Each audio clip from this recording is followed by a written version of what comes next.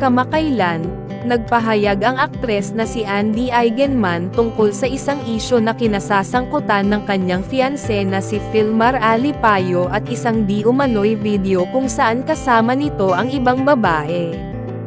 Sa kanyang Instagram story, diretsong binigyang linaw ni Eigenman ang naturang issue. Ayon kay Eigenman, walang masama kung makipagkita si Alipayo sa kanyang mga kaibigan, uminom paminsan-minsan, at makipag-usap kanino man. Aniya, wala namang masama kung lumabas siya kasama ang mga kaibigan niya. Mag-inom paminsan-minsan, at makipag-chat sa kahit sino. Wala namang masama doon, gayunpaman, binigyang diin ni Eigenman na hindi tama ang pag-edit ng mga video para magdulot ng kontrobersya. Dagdag pa niya, ang nakakahiya ay ang sadyaing mag-post at mag-edit ng video para magdulot ng kaguluhan, guluhin ang katahimikan ng mga tao at hilahin sila sa kanilang negatibidad, lahat ng ito para lang makakuha ng pansin sa social media. Malinaw na ang pahayag ni Eigenman ay nakatuon hindi lamang sa pagtatanggol kay Alipayo, kundi pati na rin sa paghatol sa mga taong gumagamit ng social media upang magsimula ng drama at maghasik ng kaguluhan.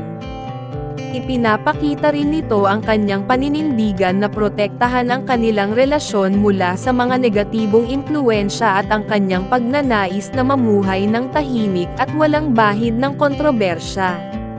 Sa panahon ngayon, mabilis kumalat ang mga isyu at tsismis lalo na sa social media. Kaya naman, ang pahayag ni Eigenman ay isang paalala sa lahat na maging maingat sa mga pinapalabas at pinaniniwalaan sa online platforms. Tumutukoy rin ito sa kahalagahan ng pagrespeto sa privacy at kapayapaan ng ibang tao, lalo na ng mga public figures na madalas na nasa sentro ng intriga. Sa huli, ang mensahe ni Eigenman ay malinaw: ang pagrespeto at pangangalaga sa bawat isa ay dapat mangibabaw sa anumang uri ng negatibong aksyon o intensyon. Naway magsilbing aral ito sa lahat tungkol sa tamang paggamit ng social media at sa kahalagahan ng pagsasabi ng katotohanan ng walang halong kasamaan o panlilinlang. Sa isang video na inilabas ni Chris Habibi, may pamagat na, "We will make this clear," tungkol sa isyu hinggil sa viral na video ni Filmar Alipayo.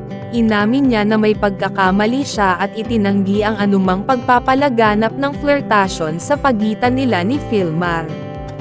Inamin niya na maling inilabas ang kanilang pag-uusap at ipinakita sa video.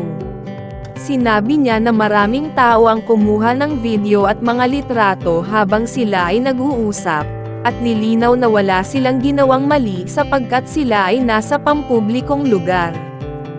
Hindi niya raw maaaring kontrolin kung paano titingnan o gagalaw si Filmar sa harap niya. Binanggit niya rin na walang intensyon na makipag-usap o makipaghalikan sa kanya, at sa kabuuan ng kanilang pag-uusap ay tungkol lamang sa isang kaibigang surfer.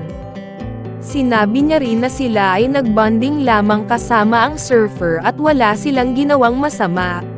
Pinagsisisihan niya ang pag-post ng video at humihingi ng paumanhin sa pangyayaring iyon, at nilinaw na walang alinlangan o takot sa pagitan nila ni Filmar. Ipinaliwanag niya na ito na ang huling video na kanyang ilalabas hinggil sa isyu at nagpasalamat sa mga nakikinig.